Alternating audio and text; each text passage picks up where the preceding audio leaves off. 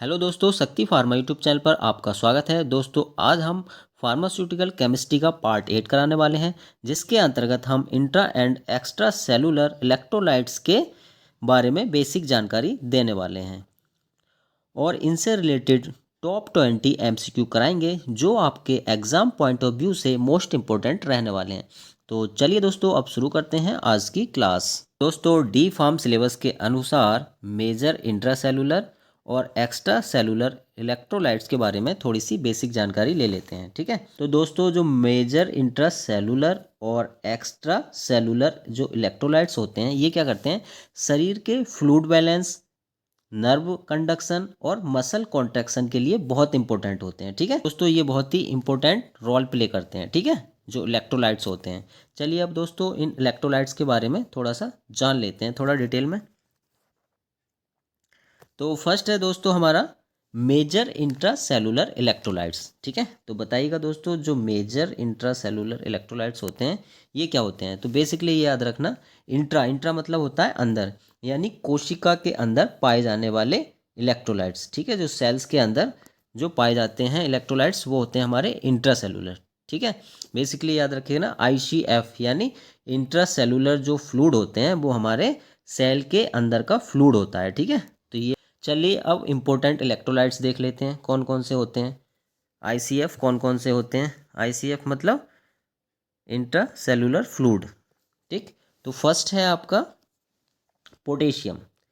Potassium आपका ये ICF है। क्या है ये, यानी सेल के अंदर पाया जाता है। ठीक है, तो पोटेशियम जो है दोस्तों सेल के अंदर सबसे अधिक मात्रा में पाया जाता है। नोट कर लीजिएगा, जो पोटेशियम है आपका वो सेल के अंदर सबसे अधिक मात्रा में पाया जाता है। और ये क्या करता है, नर्व इम्पल्स ट्रांसमीटर और मसल कॉन्ट्रैक्शन में इम्पोर्टेंट रोल प्ले करता है। ठीक है, और दोस्तों पोटेशियम और क्या करता है, ये हार्ट रिद्म को मेंटेन करने का काम भी करता है। ठीक है, जो हार्ट की रिद्म होती है उसको मेंटेन कौन करता है, तो पोटेशियम। ठीक है, तो मोस्ट इंपॉर्टेंट पॉइंट है, इसको आप नोट कर लीजिएगा। ठीक है, कई बार पूछ लेगा एग्जाम में कि हार्ट रिद्म को मेंटेन करने का काम कौन सा वो करता है, तो ये करता है पोटेशियम। ठीक है, चलिए नेक्स्ट अब है आपका मैग्नीशियम। मैग्नीशियम भी दोस्तों बहुत इंपॉर्टेंट इलेक्ट्रोलाइट्स है, इसके बारे में भी थोड़ा जान लेते हैं हम। ठीक है, मैग्नीशियम इसका जो फॉर्मूला होता है Mg++ होता है। ठीक है, ये क्या करता है दोस्तों, मैग्नीशियम क्या करता है, एंजाइम रिएक्शंस में सहायक होता है ये। ठीक है, जो एंजाइम्स की रिएक्शंस होती हैं बॉडी में उनमें सहायक होता है मैग्नीशियम। और सबसे इम्पोर्टेंट ये प्रोटीन सिंथेसिस में इम्पोर्टेंट रोल प्ले करता है। ठीक है, मैग्नीशियम क्या करता है, प्रोटीन का जो सिंथेसिस होता है उसमें इम्पोर्टेंट रोल प्ले करता है। ठीक, नेक्स्ट आया आपका फॉस्फेट।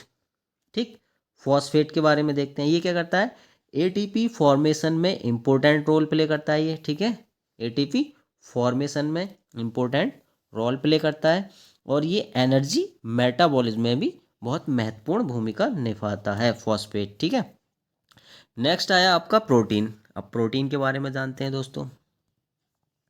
ठीक है, प्रोटीन आयंस ये क्या करते हैं, ये सेल के अंदर ऑस्मोटिक प्रेशर बनाए रखते हैं। ठीक है, प्रोटीन्स आयन जो होते हैं ये सेल के अंदर जो ऑस्मोटिक प्रेशर होता है उसको मेंटेन रखने का काम करते हैं। ठीक है, चलिए अब नेक्स्ट देख लेते हैं। नेक्स्ट है दोस्तों आपका मेजर एक्स्ट्रा सेलुलर इलेक्ट्रोलाइट्स। ठीक है, मेजर इलेक्ट्रा सेलुलर इलेक्ट्रोलाइट्स यानी कोशिका के बाहर पाए जाने वाले इलेक्ट्रोलाइट्स। ये क्या होते हैं, कोशिका के बाहर पाए जाने वाले इलेक्ट्रोलाइट्स होते हैं। शॉर्ट में इसको हम ECF भी कह देते हैं। ठीक है, यानी एक्स्ट्रा सेलुलर फ्लूइड। ये दोस्तों क्या होते हैं, ये ब्लड प्लाज्मा और इंटरस्टिशियल फ्लूइड होते हैं। ठीक है, क्योंकि ये कोशिका के बाहर पाए जाते हैं। ठीक है, ये भी आप नोट कर लीजिएगा। अब ये ECF क्या क्या होते हैं, मेन मुख्य आपके जो इलेक्ट्रोलाइट्स हैं कोशिका के बाहर पाए जाने वाले, ये कौन कौन से होते हैं, चलिए इनके बारे में भी थोड़ा जान लेते हैं। ठीक है, तो नंबर 1 पे है आपका सोडियम। ठीक, सोडियम, सोडियम क्या है, ये ECF का सबसे प्रमुख कैटायन है। ठीक है, ECF मतलब एक्स्ट्रा सेलुलर फ्लूइड का सबसे प्रमुख कैटायन है। ठीक, वाटर बैलेंस और ऑस्मोटिक प्रेशर को रेगुलेट करता है। ठीक है, सोडियम क्या करता है, वाटर बैलेंस और ऑस्मोटिक प्रेशर को रेगुलेट करता है। नर्व इम्पल्स ट्रांसमिशन में इम्पोर्टेंट रोल प्ले करता है। ठीक, चलिए अब नेक्स्ट देखते हैं। नेक्स्ट आ गया आपका, नेक्स्ट इलेक्ट्रोलाइट है सोडियम, सोडियम हो गया। नेक्स्ट है आपका क्लोराइड। ठीक, क्लोराइड क्या करता है दोस्तों? क्लोराइड जो है सोडियम के साथ फ्लूइड बैलेंस मेंटेन करता है। ठीक है, क्लोराइड जो है सोडियम के साथ मिलके फ्लूइड बैलेंस मेंटेन करता है। और ये क्या करता है? एसिड बेस बैलेंस में भी मदद करता है क्लोराइड। एसिड बेस बैलेंस बनाए रखने में मदद करता है क्लोराइड। चलिए नेक्स्ट देखते हैं। नेक्स्ट है आपका पॉइंट 3 यानी बाइकार्बोनेट। ठीक है, बाइकार्बोनेट, इसका केमिकल फॉर्मूला क्या है? HCO3-। ठीक है, ये क्या करता है दोस्तों? बॉडी का मैन बफर सिस्टम होता है ये। ठीक है, जो बाइकार्बोनेट है ये बॉडी का मैन बफर सिस्टम है। ठीक, ब्लड का पीएच रेगुलेट करने का काम करता है बाइकार्बोनेट। अच्छा दोस्तों, ये बताइएगा जो ब्लड का जो पीएच होता है वो कितना होता है? आप जल्दी से हमें कमेंट करके बताइएगा। नेक्स्ट पॉइंट आ गया आपका कैल्शियम। ठीक है, अच्छा कैल्शियम के बारे में बताइएगा। कैल्शियम क्या करता है दोस्तों? बोन और टीथ फॉर्मेशन में बहुत इंपॉर्टेंट होता है। ठीक है, बोन फॉर्मेशन और टीथ फॉर्मेशन में इसका इंपॉर्टेंट रोल रहता है कैल्शियम का। ब्लड क्लॉटिंग में भी ये आपकी हेल्प करता है कैल्शियम। ठीक है, और मसल कॉन्ट्रैक्शन में भी आपकी हेल्प करता है। ठीक, चलिए नेक्स्ट देखते हैं अब दोस्तों। इंट्रासेलुलर और एक्स्ट्रा सेलुलर को याद करने के लिए आपकी ये बेस्ट ट्रिक है। ठीक है, इसको ट्रिक के माध्यम से हम याद रख सकते हैं क्योंकि वैसे हमें कन्फ्यूज़न हो जाता है। ठीक है, तो इंट्रासेलुलर, इंट्रासेलुलर में याद रखिए यानी K4 potassium, M4 magnesium plus phosphate plus protein. तो इसकी ट्रिक याद रखिएगा आप, KMP²। ठीक है, तो K4 आपका हो जाएगा पोटेशियम, M4 मैग्नीशियम और P² मतलब एक P फॉस्फेट और एक P प्रोटीन। नेक्स्ट आ गया आपका एक्स्ट्रा सेलुलर। ठीक है, तो इसके भी Na+Cl plus SCO3 plus Ca, तो इसकी भी एक ट्रिक बना लेंगे हम, NaCl plus B plus Ca। ठीक है, तो Na हो गया आपका सोडियम, Cl हो गया क्लोराइड, B4 हो गया बाइकार्बोनेट और Ca4 तो आपका कैल्शियम हो ही गया। तो चलिए दोस्तों, अब हम इलेक्ट्रोलाइट से रिलेटेड टॉप 20 MCQ देख लेते हैं। क्वेश्चन नंबर है 141, major intracellular cation in the body is. तो बताइएगा दोस्तों, निम्न में से मेजर इंट्रासेलुलर इलेक्ट्रोलाइट्स कौन सा है? तो ऑप्शन ए है आपका sodium, B potassium, C calcium and D chloride. तो हमारा जो करेक्ट आंसर होगा ऑप्शन बी यानी पोटेशियम। ठीक है, तो याद रखिएगा जो पोटेशियम है आपका वो इंट्रासेलुलर कैटायन है यानी इलेक्ट्रोलाइट्स है। इंट्रासेलुलर इलेक्ट्रोलाइट्स है, कौन सा है? पोटेशियम। चलिए अब हम नेक्स्ट देखते हैं। नेक्स्ट है आपका 142, major extra cellular cation in body fluid. तो बताइएगा निम्न में से एक्स्ट्रा सेलुलर कैटायन कौन सा है? ऑप्शन ए है potassium, B magnesium, C sodium and D calcium. तो आपका जो करेक्ट आंसर हो जाएगा ऑप्शन सी यानी सोडियम। सोडियम आपका हो जाएगा करेक्ट आंसर। चलिए नेक्स्ट क्वेश्चन देखते हैं। क्वेश्चन नंबर है 143, major extra cellular anion in the body is. तो बताइएगा दोस्तों, निम्न में से एक्स्ट्रा सेलुलर एनायन कौन सा है बॉडी के अंदर? ऑप्शन ए है phosphate, B chloride, C sulphate and D protein. तो हमारा जो करेक्ट आंसर हो जाएगा ऑप्शन बी यानी क्लोराइड। चलिए नेक्स्ट क्वेश्चन देखते हैं। क्वेश्चन नंबर है 144, potassium is mainly present in. तो बताइएगा दोस्तों, जो पोटेशियम है वो मेनली प्रेजेंट होता है, किस में प्रेजेंट होता है? एक्स्ट्रा सेलुलर फ्लूइड में, इंट्रासेलुलर फ्लूइड में, या सी प्लाज्मा में ओनली, या फिर डी लिम्फ। तो हमारा जो करेक्ट आंसर हो जाएगा ऑप्शन बी यानी इंट्रासेलुलर फ्लूइड। तो याद रखिएगा जो हमारा पोटेशियम है वो है हमारा इंट्रासेलुलर फ्लूइड है। ठीक है, चलिए अब हम नेक्स्ट देखते हैं। क्वेश्चन नंबर है 145, सोडियम मेनली रेगुलेट्स। तो बताइएगा दोस्तों, जो सोडियम है आपका वो मेनली किसको रेगुलेट्स करता है? तो ऑप्शन ए है ऑस्मोटिक प्रेशर और एक्स्ट्रा सेलुलर फ्लूइड, बी है इंट्रासेलुलर एंजाइम एक्टिविटी, सी है प्रोटीन सिंथेसिस एंड डी है वॉन ग्रोथ। तो हमारा जो करेक्ट आंसर रहेगा ऑप्शन ए। ठीक है, यानी जो सोडियम है हमारा वो क्या करता है? Osmotic pressure of extra cellular fluid, इसको हमारा रेगुलेट करता है। चलिए अब हम नेक्स्ट क्वेश्चन देखते हैं। क्वेश्चन नंबर है 146, कैल्शियम इज इम्पोर्टेंट फॉर। तो बताइएगा दोस्तों जो कैल्शियम है किसके लिए इम्पोर्टेंट है। Option A blood clotting, B muscle contraction, C nerve transmission and D all of these. तो हमारा जो करेक्ट आंसर रहेगा option D. Option D is correct answer, all of these. तो याद रखिएगा जो हमारा कैल्शियम है ये क्या करता है, ब्लड क्लॉटिंग में हमारी हेल्प करता है, ठीक है, मसल कॉन्ट्रैक्शन में भी हेल्प करता है और नर्व ट्रांसमिशन में भी हमारी हेल्प करता है। तो ठीक है, ये कैल्शियम के इंपॉर्टेंट रोल हैं, तो इसको आप नोट कर लीजिएगा, ठीक है। चलिए नेक्स्ट क्वेश्चन देखते हैं। नेक्स्ट है आपका 147, बाइकार्बोनेट आयन मेनली मेंटेन्स। तो बताइएगा जो बाइकार्बोनेट आयंस होते हैं ये मेनली मेंटेन करते हैं, किसको मेंटेन करते हैं, वाटर बैलेंस को, एसिड बेस बैलेंस को, ऑस्मोटिक प्रेशर को, या फिर एंजाइम एक्टिविटी को। तो इसका जो करेक्ट आंसर रहेगा ऑप्शन बी, यानी एसिड बेस बैलेंस। तो याद रखिएगा बॉडी के अंदर एसिड बेस बैलेंस को मेंटेन करने का काम करता है बाइकार्बोनेट। चलिए नेक्स्ट देखते हैं। क्वेश्चन नंबर है 148, मैग्नीशियम मेनली एक्ट एज। तो बताइएगा दोस्तों जो मैग्नीशियम है मेनली एक्ट करता है as a enzyme activator, as a hormone, as a vitamin, या फिर एज ए प्रोटीन। तो हमारा जो करेक्ट आंसर रहेगा option A. Option A is correct answer, ठीक है। तो जो मैग्नीशियम है हमारा ये क्या करता है, एंजाइम एक्टिवेटर का काम करता है। चलिए नेक्स्ट देखते हैं। Question number 149, chloride ion helps in maintaining. तो बताइएगा जो क्लोराइड आयन है वो किसके मेंटेन में हेल्प करता है।